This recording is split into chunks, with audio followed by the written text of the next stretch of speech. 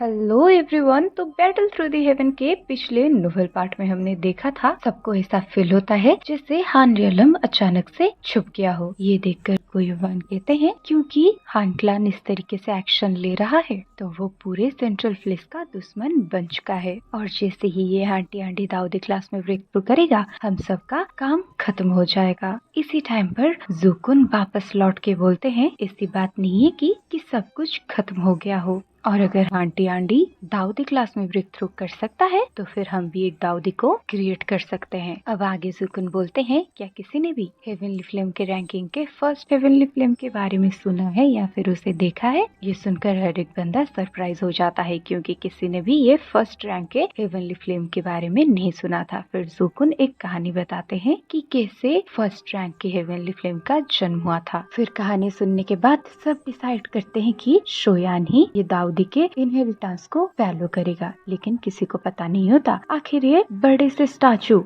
जो कि जुकुन ने उस दाऊदी गॉड मेंशन से लाए थे उसके अंदर शोयान घुसेगा कैसे। इसी टाइम पर लिटिली कहता है कि ये स्टैचू के अंदर जाने के रास्ता को मैं खोल सकता हूँ। अब लिटिली उस स्टैचू के चेस्ट पार्ट में एक बड़ा सा होल को क्रिएट कर देता है। फिर उसके अंदर से रिलीज हो रहे रोशनी एक एक करके सबको स्कैन करने के बाद फाइनली शोयान को पूरे तरीके से स्कैन करता है और यहीं से स्टार्टिंग होती है आज का नोवेल एक्सप्लेनेशन पार्ट। और अब हमें आगे दिखाया जाता है कि फिर अपने बॉडी के ऊपर से ये रोशनी को हट जाने के बाद गुयुवान और बाकियों को खड़ा होने का मौका मिलता है, लेकिन अभी के लिए सामने के सीन को देखकर वो सब सरप्राइज हो जाते हैं। अब गुयुवान शोयान को देखते हुए कहते हैं लकी फेलो, तुम हम में से सबसे ज्यादा सुइटेबल हो और मैंने पता नहीं कितने हजार सालों से अपना नाकामयाब कोशिश कर रहा हूँ ये एसेंस को हासिल करने के लिए, लेकिन अनएक्सपेक्टेडली ये स्ट्रेंज चीज तुमको चुन रहा है। अब गुयुआन भी कहते हैं शोयान, लगता है हमें इस बारी तुम्हारे ऊपर रिलाई करना होगा। अब ये सुनने के बाद भी शोयान ज्यादा कुछ रिएक्ट नहीं करता, वो बस टुकुर टुकुर वो बड़े से स्टोन स्टैचू को घूर रहा होता है और थोड़ी टाइम के बाद शोयान ऐसे फील करता है जैसे उसका बॉडी का दाव की अजीब तरीके से फ्लक्चुएट हो रहा हो और ये फीलिंग कुछ ऐसी होती है कि जैसे उसे कोई अपना सा मिल गया हो।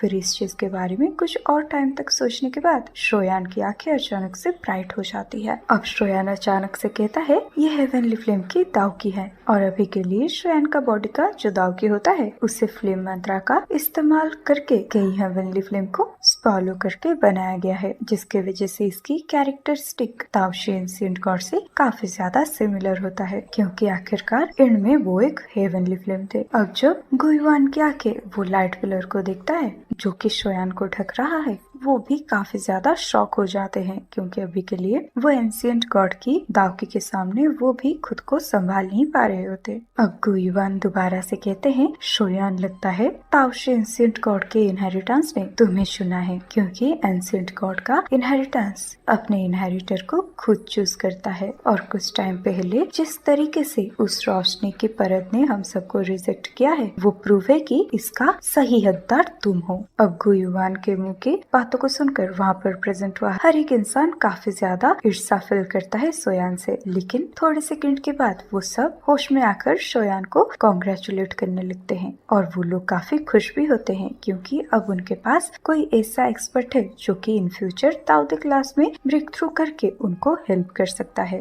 और आंटी आंटी को हरा सकता है। इसी टाइम पर जुकुन कहते हैं कि ये लक के ऊपर कुछ कहा नहीं जा सकता और क्योंकि एंशिएंट गॉड की इनहेरिटेंस तुम्हें चुना है तो तुम्हें जल्दी से इसे एक्सेप्ट करना होगा और जब तक तुम आंटी आंटी से पहले इस दाऊदी क्लास पर एडवांस कर जाते हो इस क्लाइमेट का भी अंत आ जाएगा। अब शोयान कुछ टाइम तक हेजिटेट करने के बाद फाइनली अपने सर को हाँ में हिलाता है। अब फाइनली शोयान सबको ग्रीट करते हुए डीप आवाज में कहता है आप सब लोग चिंता मत करो, मैं अपने तरफ से कोई भी कसर नहीं छोड़ने वाला। ये सुनकर यानचिंग हंसते हुए कहते हैं और तब तक बात रही आंटी आंटी और हान क्लान की, तो तुम्हारे रिट्रीट से लौटने तक हम उन्हें ब्लॉक करने की पूरी कोशिश करेंगे। फिर थोड़े और देर तक सोचने के बाद शोयान कहता है, मैं इस इनहेरिटेंस स्क्वायर को अपने हेवनली टूम में ले जाना चाहता हूँ, क्योंकि वहाँ पर मुझे बाहरी दुनिया से ज्यादा टाइम मिलेगा। ये सुनकर गुयुआन भी कहते हैं, हेवनली टूम ये एक सही आइडिया है,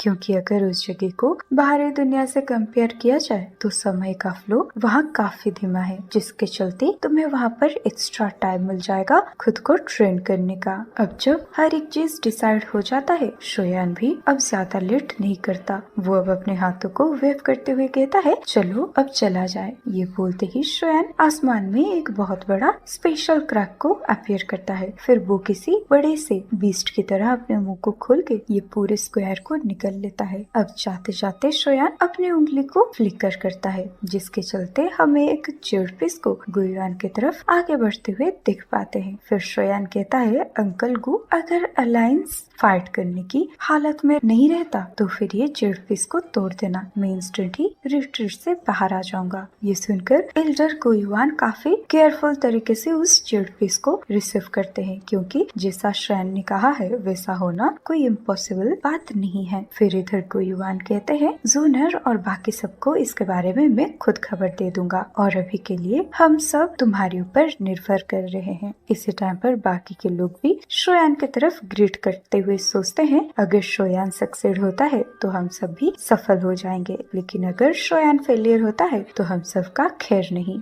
इसी टाइम पर शोयान भी सबके शक्ल को देखते हुए सोचता है, मैंने अभी अभी अपने पिताजी को रेस्क्यू किया था, लेकिन उसके इंस्टेंट ही बाद मेरे कंधों में कुछ और जिम्मेदारी आ जाती है। लेकिन अभी का सिचुएशन चाहे जैसी भी हो, मुझे अब जैसे तैसे करके सबको रेस्क्यू करना ही पड़ेगा। उसके बाद शोयान सबको देखते हुए ग्रीट करके जैसे ही वो बड़े से ब्लैक कलर के ओवन को देखता है, उसको उस ओवन के बीच में खून के समंदर दिखाई देता है, और ऐसा लगता है जैसे वो खून के समंदर के बीच में भी एक ह्यूमन फिगर बैठा है, और वो है आंटी आंटी। फिर आंटी आंटी को देखते हुए शोयान कहता है, आंटी आंटी चलो देखते हैं उस स्टेज तक पहले कौन पहुंचता है। फिर शोयान फटाक से पीछे मुड़कर उस स्पेस के अंदर चला जाता है। फिर बहुत ही जल्दी हेवनली टूम का वो स्पेशल क्रैक वाइब्रेट होते हुए गायब हो जाता है। फिर गुयुआन और बाकी के लोग जो भी शोयान को डिसअपीयर होते हुए देखते हैं, वो सभी अपने हाथों को क्लेंच कर लिया होता है। इसी टाइम पर गुयुआन बड़बड़ाते हुए कहते हैं, मैं उम्मीद करता हूँ कि जब शोयान रिट्रीट से बाहर आएगा तब तक हम सारी चीजों को संभाल लेंगे। अब ये कहते ही वो बड़े से हॉल की तरफ लौट जाते हैं, और उनके पीछे पीछे बाकी के लोग भी वहाँ से जाने लगते हैं। अब अभी के लिए उस हॉल के अंदर पहुँचते ही गुयुआन एक के बाद एक ऑर्डर को इश्यू करने लगते हैं, और ये सारे ऑर्डर को सुनकर अलायंस की आर्मी मूव करने लगता है। अब सीन चेंज होकर आता है उस जगह पर जहाँ पर आसमान में खून ही खून मौजूद होता है, और वहाँ से बहुत ही टेंस ब्लडी सीन्स इरप्ट हो रहा होता है, और उस खून के समंदर में से पूरे भयानक तरीके की ऊर्जा बाहर आ रही होती है, और उस खून के समंदर में एक रेड कलर का लोटस होता है, और अभी के लिए उस लोटस के ऊपर बालों को बिखराए हुए एक फिगर बैठा हुआ होता है, और चारों तरफ की भयानक एनर्जी उसके पास प्रेजेंट होकर उसी के बॉडी के अंदर ही समा जाता है। और अभी के लिए इस इंसान को देखकर ऐसा लग रहा होता है कि जैसे इसके अंदर जाने वाली सारी की सारी ऊर्जा सीधा किसी ब्लैक होल में एंटर कर रहा हो। इसी टाइम पर आंटी आंटी अचानक से कुछ फील करता है, जिसके वजह से वो आंखें खोल लेता है। अब आंखें खोलते ही आंटी आंटी डरते हुए बड़बड़ाते हुए कहता है, क्या वो मेरी गलतफहमी थी? और अभी के लिए आंटी आंटी का वो फॉर्मेशन ने पूरे सेंट्रल फ्लेस को ढक लिया होता है, और भले ही आंटी आंटी ने उस डीटायर की एम्ब्रियोनिक पिल को इनिशियल पिल मर्जर में कंप्लीट कर लिया हो, लेकिन तभी भी इस टाइम पर वो काफी ज्यादा प्रेशर फील कर रहा था, और अगर इस फॉर्मेशन को आंटी आंटी की वो स्ट्रॉन्ग फाउंडेशन मेंटेन नहीं कर रहा होता तो फिर आंटी आंटी का अब चिथड़े चिथड़े उड़ चुके होते। इसी टाइम पर हमें दिखाया जाता है आंटी आंटी के पीछे एक जी साउंड के साथ एक फ्लक्चुएशन ओमिट होता है, और उसके अंदर से बाहर आता है नारुतो डिवोरिंग फिल्म। फिर आंटी आंडी फटाक से पूछता है नायरटी क्लान में क्या चल रहा है। फिर नायरटी डिवोरिंग फिल्म आंटी आंडी को देखकर काफी ज्यादा जेलस फील करता है, क्योंकि ओरिजिनली हान क्लान में उसके और आंटी आंडी का बराबर पोजीशन था, लेकिन जब से आंटी आंडी ने उस 9 टायर की एम्ब्रॉनिक पिल को कंज्यूम किया है, दोनों का बीच का वो रिलेशनशिप बहुत गड़बड़ हो गया है। लेकिन फिर भी नायरटी डिवोरिंग फिल्म कुछ नहीं कर पाता, जिसकी वजह से अब नायरटी डिवोरिंग फिल्म आंटी आंडी को कहता है 10 लाख से ज्यादा सिटीजन्स को उस ब्लड पूल में डाल दिया गया है, लेकिन तब भी वो इस फॉर्मेशन को मेंटेन करने के लिए काफी नहीं है। ये सुनकर आंटी आंडी कहता है हमने शीली और याओ क्लान से जिन जिन सिटीजन्स को इकट्ठा किया है उन्हें भी उस ब्लड पूल में डाल दिया जाए, और अगर ये भी काफी नहीं होता तो फिर हमारे क्लान के सीनियर सिटीजन का इस्तेमाल किया जाए। और वैसे भी इस स्टेप के फाइनल फॉर्म को कंप्लीट करने के लिए मुझे बहुत सारी ऊर्जा की जरूरत है। ये सुनकर नायरटी डिवोरिंग फिल्म पूरे तरीके से चौंक जाता है, तो वो कहता है क्या हमें हमारे क्लान के डिसेंडेंट को भी उस पुल में डालना होगा। लेकिन ये सुनकर एल्डर्स जरूर ऑब्जेक्शन उठाएंगे। ये सुनकर आंटी आंडी हंसते हुए कहता है उन विरोध करने वालों से कैसे डील किया जाता है वो तुम्हें सही से पता है। अब ये बोलते ही हमें दिखाया जाता है आंटी आंडी जो ब्लडी लोटस के ऊपर बैठा था वो मूव होने लगता है। अब आगे आंटी आंडी कहता है तुम्हें याद रखना होगा नायरटी, उस लेवल तक सक्सेसफुली जाने के लिए मैं कोई भी कीमत चुकाने के लिए तैयार हूँ। याद रखना कोई भी कीमत, और याद रखना अगर मैं फेलियर होता हूँ तो हान क्लान अल्टीमेटली डिस्ट्रॉय हो जाएगा और तब तुम भी बचने नहीं वाले। ये सुनकर नायरटी डिवोरिंग फिल्म हेल्पलेस तरीके से अपने सर को हाँ में हिलाता है। अब एंड में आंटी आंटी हंसते हुए कहता है तुम रिलैक्स करो, एक बारी मैं उस लेवल तक पहुंच जाता हूँ तो फिर तुम्हें भी ब्रेक थ्रू करने में मैं मदद करूंगा, लेकिन उससे पहले तुम्हें दिए जाने वाले टास्क तुम्हें सही से कंप्लीट करना होगा। ये सुनकर नायरटी डिवोरिंग फिल्म कहता है ठीक है, तुम जैसा कहोगे मैं वैसा करूंगा। अब ये बोलते ही नायरटी डिवोरिंग फिल्म वहाँ से गायब हो जाता है। अब नायरटी डिवोरिंग फिल्म के वहाँ से गायब होने के बाद आंटी आंटी उस जगह को गौर से देखकर सोचने लगता है हमारा हान क्लान आज तक नायरटी डिवोरिंग फिल्म की वजह से ही जिंदा रहा है, और ये पूरे हान क्लान के लिए बहुत ही जरूरी चीज है। और अभी के लिए पता नहीं हमारे क्लान के कितने सारे एल्डर्स के दिल में जरूरी फिगर नायरटी डिवोरिंग फिल्म है। तो आखिरकार जब तक नायरटी डिवोरिंग फिल्म एग्जिस्ट करता है तब तक हमारा हान क्लान कभी भी खत्म नहीं होने वाला। और अगर एक सर्टन पॉइंट ऑफ व्यू से देखा जाए तो हान क्लान के कुछ मेंबर्स की आंखों में अभी के लिए मैं भी नायरटी डिवोरिंग फिल्म से जरूरी नहीं हूँ। और वैसे भी ये सही है, क्योंकि मुझे पता है कि पुराने हान क्लान को अपनी ब्लड लाइन को मेंटेन करने के लिए नायरटी डिवोरिंग फिल्म के ऊपर ही रिलाय करने की जरूरत है। लेकिन इस तरीके की निर्भरता अब आगे से खत्म होने वाली है, तब नायरटी डिवोरिंग फिल्म का हमारे हान क्लान के लिए कुछ खास यूज नहीं रहेगा। अब आंटी आंटी आगे हंसते हुए कहता है अगर मैं दाऊदी बन जाता हूँ तो मुझे एक अच्छी सी लाइफ फिल्म को रिफाइन करने की जरूरत होगी। फिर फटाक से आंटी आंटी अपनी आंखों को बंद करता है और दोबारा से उसके नीचे प्रेजेंट हुआ वो ब्लडी लोटस घूमने लगता है और चारों तरफ से आ रहे वो ब्लैक कलर का ऑरा उसके बॉडी के अंदर जाने लगता है। अब सीन चेंज होकर आता है नायरटी डिवोरिंग फिल्म के ऊपर, और अभी के लिए नायरटी डिवोरिंग फिल्म जो की हान क्लान से बाहर आ चुका था वो सामने के 100,000 फुट ब्लड पूल के अंदर चारों तरफ से लोगों को उसी के अंदर फेंका जा रहा होता है। अब हमें हेवनली टूम के अंदर के सिनारियो को दिखाया जाता है। ये जगह होता है कुछ 100 फुट बड़ा एरिया का, और इस जगह के ऊपर एक बहुत बड़ा स्टैचू प्रेजेंट होता है, और इस स्टैचू के अंदर से आ रहे रेशन ने पूरे हेवनली टूम को ढक के रखा होता है, जिसकी वजह से यहाँ पर प्रेजेंट हुए आयमन रहने वाले सारे के सारे एनर्जी बॉडीज ना चाहते हुए भी एकदम कांप जाते हैं। अभी शोयान एक स्क्वायर के ऊपर खड़ा हुआ था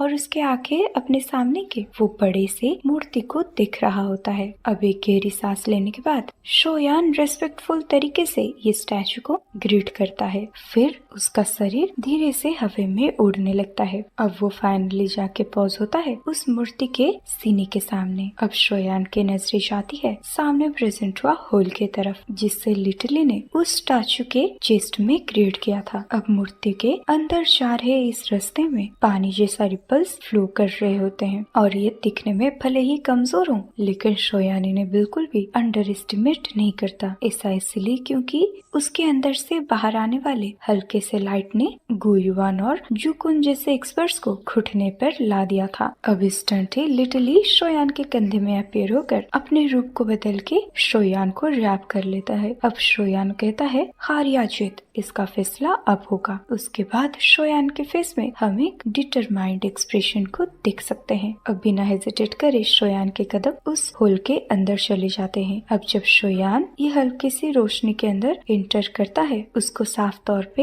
एक ऐसी फोर्स का सेंसेशन होता है जो कि उसकी बॉडी को स्कैन कर रहा होता है और ऐसी फोर्स के सामने शोयान का बॉडी तो क्या उसका सोल भी छुप नहीं पाता। ये फीलिंग कुछ ऐसा होता है जैसे कि इस टाइम पर शोयान के सारे सीक्रेट्स रिवील हो गए हों। लेकिन अच्छी बात तो ये है शोयान अभी के लिए भले ही स्कैन हो रहा हो, लेकिन वो हल्की सी रोशनी शोयान का किसी प्रकार से विरोध नहीं करता। इसी टाइम पर अचानक से शोयान की आंखें चकाचौंध हो जाती है और उसके दिमाग में एक अजीब सा झंझनाहट फैलने लगता है। अब जब शोयान अपने आंखों को बंद करके दोबारा खोलता है, वो पाता है उसके आसपास का एनवायरनमेंट पूरे तरीके से बदल चुका है और अभी के लिए उसका चारों तरफ का सीन पूरा का पूरा आग में भरा होता है। साफ तौर पे ये जगह सी ऑफ फायर है और ये सी ऑफ फायर के अंदर कई सारे अलग अलग कलर्स को हम देख पाते हैं और ये सी ऑफ फायर इतना ज्यादा चमकदार होता है कि शोयान भी अपनी आंखों को ऐसे नैरो करने लगता है। अब शोयान कहता है हेवनली फ्लेम सी। अब हमें दिखाया जाता है शोयान के नीचे अपीयर हुआ वो पर्पल फ्लेम को शोयान अपने हाथों से सहलाने लगता है। इसी टाइम पर शोयान कहता है 3000 बर्निंग फ्लेम। फिर शोयान सी ऑफ फ्लेम के ऊपर आगे बढ़ने लगता है। अब जब शोयान इस तरीके से आगे बढ़ रहा होता है, वो फ्लेम उसके चारों तरफ क्लस्टर बनाने लगते हैं। इन्हें देखकर कुछ ऐसा लगता है जैसे वो शोयान से काफी ज्यादा क्लोज हो। फिर शोयान को चलते चलते बस कुछ ही टाइम होता है, तभी एक बुढ़ी सी आवाज हंसते हुए कहता है लगता है तुम्हारे कॉन्स्टिट्यूशन का ये हेवनली फ्लेम सच में स्वागत कर रहा है। अब अचानक से आए हुए इसी आवाज की वजह से शोयान बहुत ही ज्यादा सरप्राइज हो जाता है, जिसके चलते वो इंस्टेंट ही अपने सर को उठाकर उस सी ऑफ फायर में दूर देखने लगता है। फिर वो देखता है बहुत दूर सारे फ्लेम इकट्ठी हो रहे होते हैं। फिर ये काफी जल्दी एक बहुत ही बड़ी फायर फ्लावर के कली में बदल जाता है। फिर शोयान को दिखाई देता है एक एल्डरली फिगर और इसके बाल रंगीन होते हैं और इस टाइम पर वो ओल्ड मैन उस फायर फ्लावर के ऊपर बैठा हुआ होता है और उसकी आंखें जो शोयान को देख रही होती हैं वो बहुत ही ज्यादा डीप होता है। और इस फिगर को शोयान ने पहले कई बार देखा था, बट तब ये फिगर अपनी इल्यूजनरी फॉर्म में था। लेकिन इस बार ये फिगर को देखकर शोयान समझ गया है ये ताओशी एंशिएंट गॉड है। हो सकता है कि उसके सामने का फिगर ताओशी एंशिएंट गॉड का सिर्फ एक सोल फ्रैगमेंट हो, लेकिन रिगार्डलेस केस चाहे कैसा भी हो, ये इस कॉन्टिनेंट की एक अकेले दाऊदी हैं। और अच्छी बात यह है कि शोयान को पहले से ही इतने सारे शॉक लग चुके हैं कि वो अपने आप को कंट्रोल करना सीख चुका है। अब वो फटाक से अपने इमोशंस को सप्रेस करके उस फायर फ्लावर के ऊपर बैठा हुआ ओल्ड मैन को ग्रीट करता है और कहता है एल्डर एंशिएंट गॉड, मैं शोयान आपको ग्रीट करता हूँ। ये सुनकर ताओशी एंशिएंट गॉड हंसते हुए कहते हैं मुझे लगता है जिस मेंशन को मैं छोड़ के गया था अब वो फाइनली ओपन हो चुका है। फिर उनके एक इशारे पे वो सी ऑफ फ्लेम शोयान के सामने एक फ्लावर को फॉर्म कर देता है। ये देखकर शोयान बिल्कुल भी कुछ रिएक्ट नहीं करता, उसका बॉडी फ्लैश होकर उस आग से बने फ्लावर के ऊपर प्रेजेंट हो जाता है। अब जब शोयान इस लेजेंडरी एग्जिस्टेंस को इतने क्लोज से देखता है, उसके हार्ट बीट तेज हो जाते हैं। अब इतने क्लोज से देखने के बाद ही शोयान को समझ में आता है कि ये ताओशी एंशिएंट गॉड के वो कलरफुल बाल्ट एक्चुअल कई सारे फ्लेम के सिजलिंग से बने हैं। अब शोयान के दिमाग में बहुत सारे बातें चलने लगते हैं और वो समझ जाता है कि जैसे जुकुन ने बोला था ताओशी एंशिएंट गॉड खुद ही एक हेवनली फ्लेम है और वो हेवनली फ्लेम रैंकिंग के 21 तरीके के हेवनली फ्लेम को डिवॉर करके इस तरीके से इवॉल्व हुए हैं और फिर बहुत टाइम तक ट्रेन करने के बाद उनकी कल्टीवेशन दाऊदी क्लास पर पहुंच चुका है। अब जब शोयान वो लंबे लंबे कलरफुल हेयर को देखता है, वो गिन के पाता है कि ये बाल भी 21 है। इसी टाइम पर ताओशी एंशिएंट गॉड शोयान को देखते हुए हंस के कहते हैं अभी के लिए ताओ के कॉन्टिनेंट में क्या कोई और एक दाऊदी अपीयर हो रहा है। ये सुनकर शोयान वन थोड़े टाइम तक हेजिटेट करने के बाद कहता है, एल्डर, आप इस ताऊ के कॉन्टिनेंट का लास्ट इलाइट दाऊदी हो। आपके बाद कोई भी इलाइट दाऊदी अपीयर नहीं हुआ। ये सुनकर ताऊ से एंशिएंट गॉड बोलते हैं, ऐसा मुझे लग ही रहा था। तो गाइस, इसी के साथ ही यहीं पर खत्म होता है आज का नोवेल एक्सप्लेनेशन पार्ट। तो गाइस, आपको आज की पार्ट कैसी लगी वो मुझे कमेंट में जरूर बताना, और जाते जाते वीडियो को लाइक और चैनल को सब्सक्राइब कर देना। चलो बाय, मिलते हैं नेक्स्ट वीडियो में।